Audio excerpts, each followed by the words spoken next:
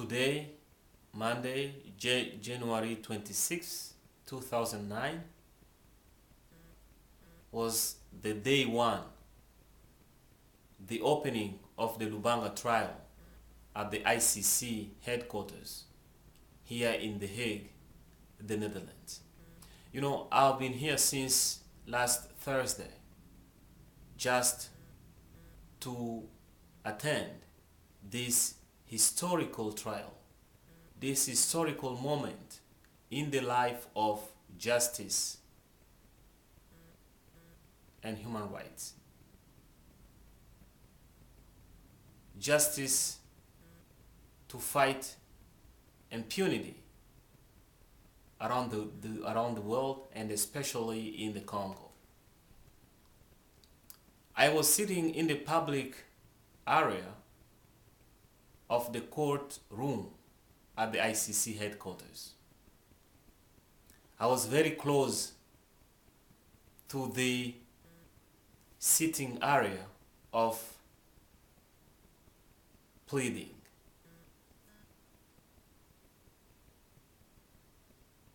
I was looking at the judges, looking at the prosecutor and his team, looking at the victims' representatives, looking at the defense lawyers,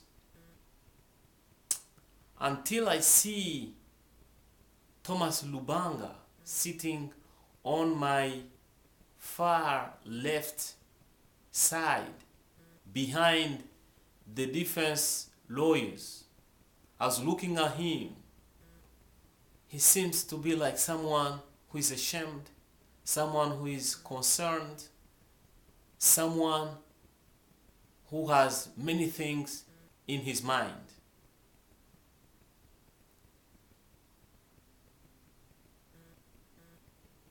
I was very interested to see how he will plead. And the judge, the president of the session, Judge Adrian Fulford from UK, took the floor, opening remarks, and said and asked to the defense lawyers whether they will plead guilty or not guilty. That was a very striking moment. I was like, I was very curious to see how they will plead. And lawyer Mabil, who is the team leader of the defense counsel of Lubanga, stood up and said, Lubanga will plead not guilty. That was striking. I look at her, at Thomas Lubanga. I try to imagine what will be the evidences that the prosecutor might have. And I said it myself, that will be very interesting to see this debate. But at some point also I did understand that is something which is not very, very surprising, because they try to portray Thomas Lubanga as someone who is innocent, someone who is a leader in his ethnic group in Ituri, someone who was working there as a peace builder. The judge Fulford asked the prosecution to take the floor. The prosecutor stood up and did a very interesting analysis of the charges that he is accusing Thomas Lubanga for. Thomas Lubanga is accused for conscripting, enlisting, and made participate children under 15 years old in hostilities in Ituri region in 2002 and 2003.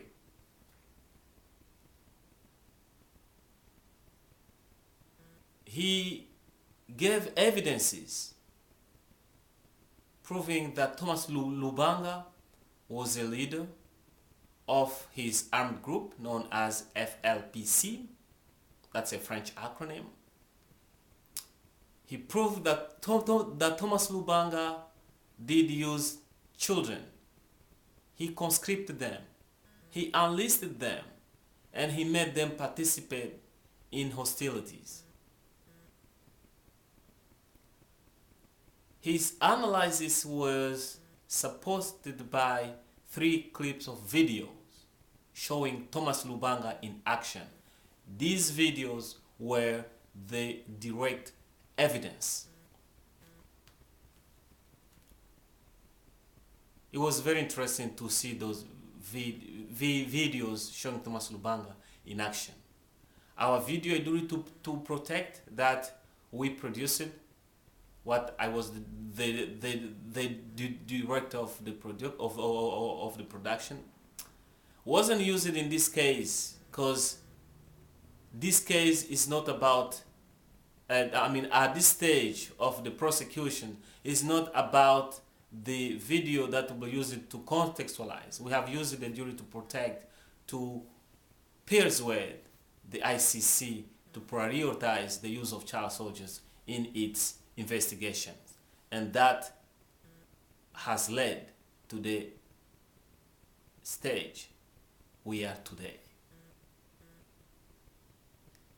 So this video that the prosecutor has used were direct evidence of Thomas Lubanga in action and doing those charges he's accused for. After the prosecutor finishes his presentation, lend the mic, the floor to Fatou Bensouda, who is the deputy prosecutor.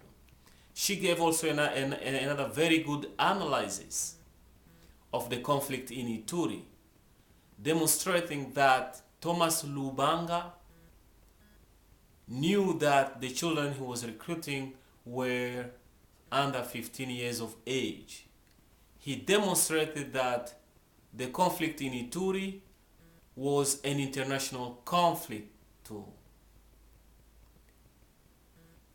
which justifies the crimes he's allegedly accused to commit in Ituri at that time are also international crimes. That was very interesting. And after she finishes, the judge gave the floor to the victim's representative. This is one of the particularity of this court. This is the first time the victims have a say in the proceedings. Their representatives were 7 lawyers, 6 of them from the Democratic Republic of the Congo. They gave good statements, good presentations, justifying the age of the children, which was something not easy to do. It's still at the stage of statement. There's no debate or contradiction yet, because in the DRC it will be hard to prove the age of the child, because many children, millions of children in DRC, when at birth they don't get birth certificate. After the victim's representative finished to speak, the judge asked the defense lawyer if she's willing to also make her statement today. And she stood up and said she preferred to make her statement tomorrow, Tuesday, the 27th, from 9:30 to 12:30.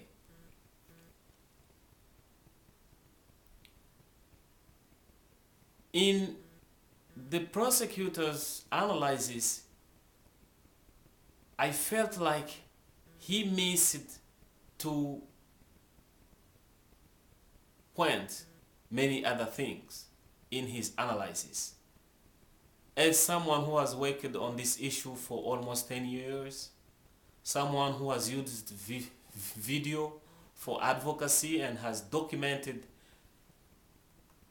child rights violations through videos, I could see what other element he could add in his analysis. For example, the use of grigri, known as witchcraft, and the consequences of that participation or enlistment of or conscription of the children into armed group